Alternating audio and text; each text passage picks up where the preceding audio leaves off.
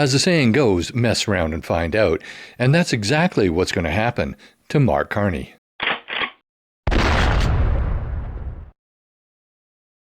Welcome to my channel, y'all. I hope you're having a great day. Well, before we get into this, I would like to invite you to like this video and share this video out to all of your friends and on social media. Subscribe to my channel and hit that bell notification so you never miss another video. YouTube is continuing to suppress conservative leading commentators. So in order to get the algorithm working for us, we need to push this content out. Now that that's out of the way, let's get into this video. After bombing Pearl Harbor, Japanese Admiral Isoroku Yamamoto, the man who planned the attack, wrote in his diary, "I fear all we have done is awaken a sleeping giant and fill him with a terrible resolve." Mark Carney may very well be pondering those same sentiments in the next few months. At a press conference today, Danielle Smith went kind of nuclear on him. She made it clear that Albertans have had enough, and they're no longer going to be putting up with Ottawa's crap. Let's go to that press conference and see exactly what she had to say. Morning, everyone, and thank you for joining us. I'm here today with the Minister of Justice, Mickey Amery, as well as our Minister of Environment, Rebecca Schultz, as well as our Minister of Affordability and Utilities, Nathan Neudorf, in order to talk about our next steps that our government will take to combat the federal government and their net zero electricity regs and the threats that they pose to the livelihoods of Albertans. According to the Alberta Electric System Operator's own analysis, these regulations set an emission limit that is completely unattainable and would make Alberta's electricity system even more expensive, more than 100 times less reliable than the province's supply adequacy standard. In fact, these regulations have caused so much uncertainty and set such absurd timelines that they've killed any hope of private industry bringing on any new, clean, and reliable unabated natural gas power generation. Alberta currently relies on natural gas for 75% of its power generation. Without adequate natural gas, our province would be at serious risk of regular brownouts and blackouts during the cold dead of winter through the dog days of summer. But these regulations do not just threaten the reliability of Alberta's electrical grid, they also jeopardize its affordability.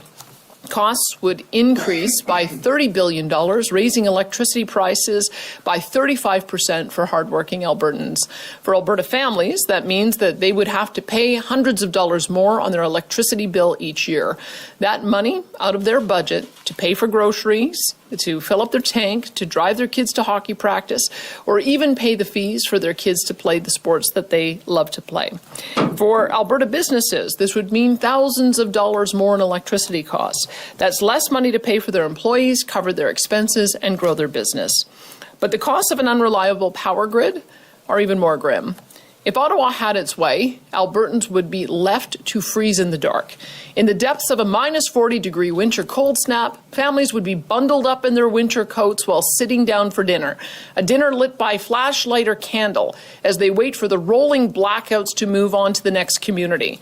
There would be no street lights working to light up your way home through the blinding blizzard as you squint to see the dimly lit brake lights of the car ahead of you. In the heat of summer, you would be left worrying if the groceries left in your fridge and freezer will spoil before the blackouts end. And hospitals would be overwhelmed by the influx of patients suffering from heat stroke while trusting that their generators keep the lights on for their life-saving equipment. And if you don't believe me, just look at what happened in Spain and Portugal just a few days ago. Well, those are pretty dire predictions, but I think she's being very realistic. I've lived in Alberta. I've lived through the heat of the summer and the dead cold of winter in Alberta. I've lived in minus actually 53 degrees up in Swan Hills, Alberta. It was not fun. Now, imagine doing that or trying to do that when you don't have any electricity. This net zero freak in Ottawa, well, he's a danger. He's a danger to Canadians. And I don't actually believe he cares. I think he's quite happy putting Canadians at risk, especially Canadians in the West, the people who didn't vote for him. But let's go back to this press conference and see what else she has to say. Protecting the reliability and affordability of our electricity is of utmost concern for our government because this is about protecting the lives and livelihoods of Albertans. And what did the feds tell us? Alberta, when we tried voicing our very real and serious concerns about these regulations. They told us, too bad, we're going to do it anyway. In fact, they refused to work with Alberta or listen to Canadians while developing their net zero electricity regulations. Do they really expect us to just freeze in the dark? Sadly, such uncaring arrogance is typical of this Liberal government. And that is why last November we introduced the first Alberta Sovereignty Within a United Canada Act resolution so that our province could take strong and effective action against these destructive regulations. And today we are taking another step to protect Albertans' livelihoods by challenging the constitutionality of the net zero electricity regulations in the Court of Appeal of Alberta, and we look forward to making our case. Alberta will no longer tolerate having our livelihoods threatened, our industries targeted, and our resources landlocked by Ottawa. We will not accept their reckless and dangerous policies that will harm our economy, stifle our energy industry, jeopardize the reliability of our electricity grid, and raise electricity prices for Albertans. Nothing she's saying there is unreasonable, and she's putting it quite forcibly out there. I actually really like the way she talks to the federal government because she's not letting them walk all over her. She's not like David Eby or any of those leftists. She's a real politician, somebody that we can get behind. And I know there's a lot of people who watch my channel who don't like Danielle Smith, but I do like her. I think that she's got the chutzpah to take this all the way and resolve this issue. And she's going to talk a little later about how it is actually a constitutional issue. The federal government has no business interfering with energy development and really resource development within the provinces. They are violating the Constitution of Canada. Let's go and see what she had to say about that. Prime Minister Mark Carney must immediately commence working with our government to reset the relationship between Ottawa and Alberta with meaningful action rather than hollow rhetoric. We will not sit by quietly. Albertans expect to be treated with fairness and respect, just like any other province in this country.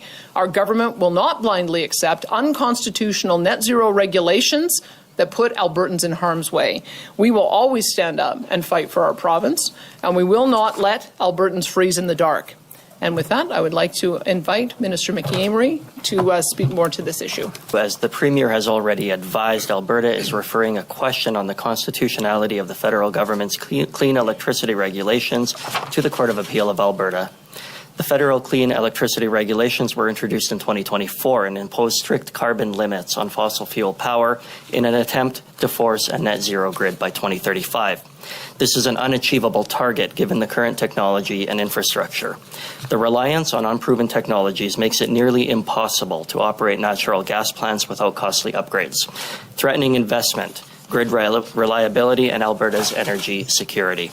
As the Premier has stated and said time and time again, these targets are just not realistic for Alberta, and they intrude deeply into areas of exclusive provincial jurisdiction, with real consequences for electricity prices, reliability, and Alberta's economy. Canada's constitution is absolutely clear. The provinces have exclusive jurisdiction over the development, conservation, and management of sites for the generation and production of electrical energy. The clean electricity regulations fail to acknowledge the unique characteristics of Alberta, Alberta's climate, its economy, and the electrical power system. It is clear that the federal government's new regulations are not actually about reducing emissions. Instead, just like with the ill-conceived carbon tax, families, businesses, and the province will be punished. The courts have agreed with us on similar questions of federal overreach, and we are confident that they will agree with us in this. The federal clean electricity regulations seek to regulate in an area of exclusive provincial jurisdiction and are therefore unconstitutional. We are prepared to fight the clean electricity regulations to defend Alberta against the risks that they represent. They go on to expand on this quite a bit. And I think it's very important to realize that Mark Carney is not just trying to clean up the environment. Matter of fact, I don't think he's trying to clean up the environment at all. If you watch Moose on the Loose, he does have a segment where he actually goes into all of the violations where the Brookfield management has violated environmental laws all over the world. They're not a clean company. They're just in it to make money. And they're willing to risk people's lives. If you don't have electricity, if you don't have energy in your home in Alberta in the dead of winter, your life is actually at risk. And Mark Carney doesn't care about that. And this goes on to another topic that is being talked about by all sorts of people in the West these days, ever since the election. And that is, what should we do about it? Should we separate? Well, it's not just Alberta now who's planning on separating. As a matter of fact, there's a popular YouTuber, which I'm sure all of you know. His name is Jasper Sunshine. He goes by the name MisterSunshineBaby on YouTube. And he is apparently starting, or going to be starting, a website and a petition to petition the BC government to put a referendum forward for BC separation. Now, I tried to find a link to that. I don't think it's up yet. When it is up, I will share it with you. But here's what he had to say about BC separation. I made a video about how it's not just Alberta that's planning on leaving, but also Scott Moe from Saskatchewan said, if the people want to leave, then so be it. And, well, nobody's taking charge of BC, so heck, my team and I are on it. Right now, as we speak, I've got a website that's being crafted, a landing page. We're going to do signatures. We're going to launch petitions. We're going to actually start to reach out to mayors and band people together, because I think there's 93 ridings in BC. And a quick little research this morning showed that you only need 10% of referendum signatures to trigger the actual vote. So 360 some thousand signatures in total out of the 3.6 million people that are eligible to vote in BC. Oh yeah, but it's happening. Western separation. Here we come. Now, I've been talking about this for actually years, that, that Canada should merge with the United States. And really, I haven't really thought about Alberta, BC, Saskatchewan going on their own. But lately, I've been warming up to the idea that, if we can't live with Canada, we can't live with all of what's going on in the East, if they're going to be treating us like crap, then maybe there is a possibility. And this is not anything really new. It's been really floated around for decades and decades. There's even there was at one point even a Republican Party in BC. The BC Republican Party, I think, was its name. I'd have to do a little more research to look into that. But I did look into it once, and they did have a party. Now, I used to think that it would be great if we merged with the United States, all of the Canadian provinces. But of course, that's unrealistic, because the United States doesn't want most of Canada, or at least they're not willing to take most of the eastern part of Canada just because of how socialist they are. They would, however, take the West. So I think that is a really viable option. And of course, not everybody thinks so. And I think it'll be a very difficult task to convince most British Columbians to vote for it. I think that maybe you would get 40%, possibly a little bit more, possibly a little bit less, but definitely the people in the cities, the people around Victoria, the people around Vancouver, it's going to be difficult to convince them to separate from Canada. However, I think that once Alberta goes and once Saskatchewan goes, well, it'll be a lot easier. So is this movement a little bit too premature? Well, maybe, but I'm going to go for it. I'm going to support Mr. Sunshine Baby when all of this comes out. I'm going to sign it, because you never know. It may actually be successful. So I think that it's worthwhile trying. Myself, I think I would have waited until after seeing what happens in Alberta and Saskatchewan, but since it's happening now, I'm going to get behind it.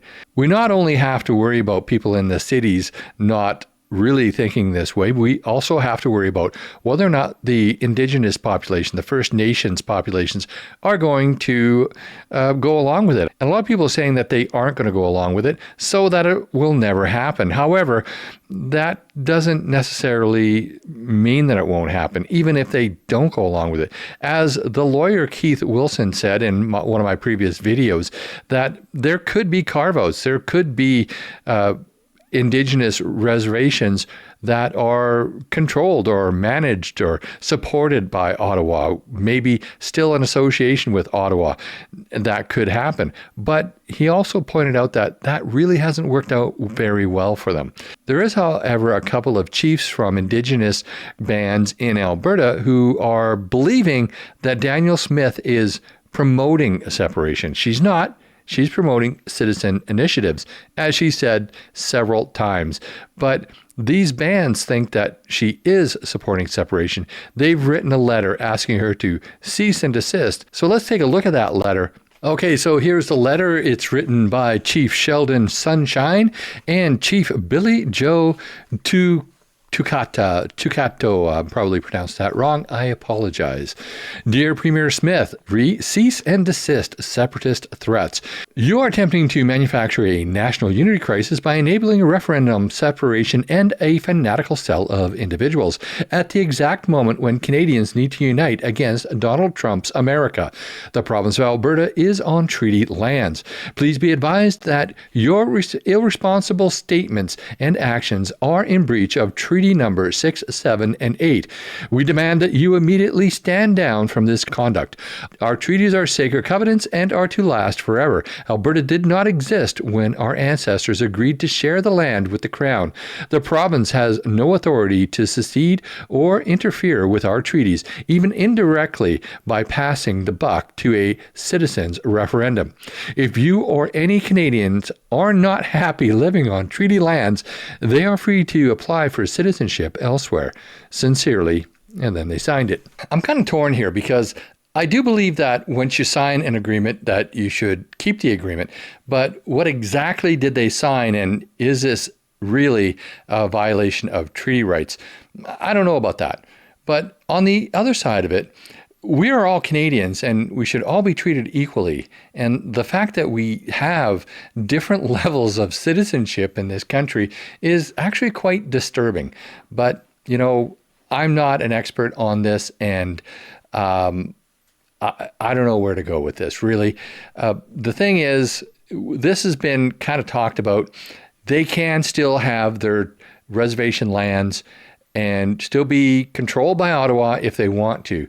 But really, Keith Wilson has said that it's probably going to be better for them to renegotiate any treaty obligations with Alberta or enter into some sort of agreement with however this pans out. Maybe it would be better for them, maybe not. But for them to think that they can shut this down with a simple letter to Danielle Smith, who has nothing to do with this separatist movement, is, well, a little bit funny, really, because she has said that she's not for separating. She has said that she is for a sovereign Alberta within Canada.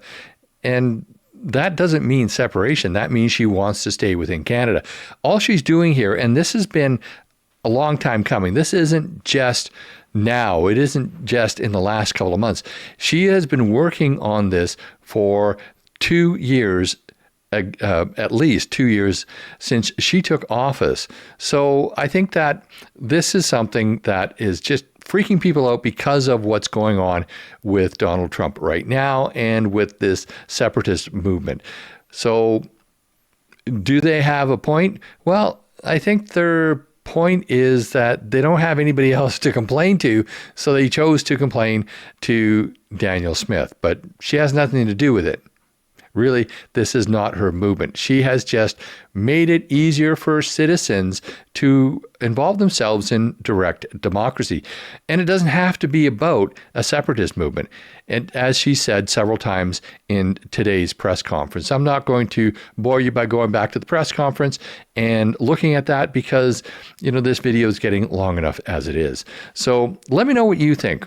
Is this something that is viable? Do you think that BC, Saskatchewan, and Alberta should separate? And do you think that it's even possible, or maybe it's too early for BC to think about this?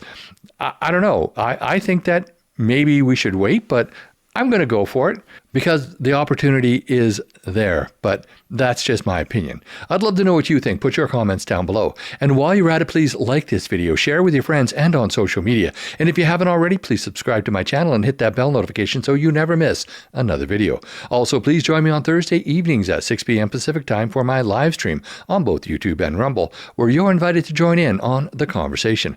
Finally, I do teach the Canadian Firearms Safety course, and these are courses you need to get your Canadian firearms license, also known as a PAL. So if you reside on Vancouver Island and you want to take a course from me, there are links in the show notes of this video to my website where you can sign up for one. And I am trying to fill up a course for May the 24th and the 25th. So if you want to take that course, let me know. Thanks for watching, and I'll see you in the next video.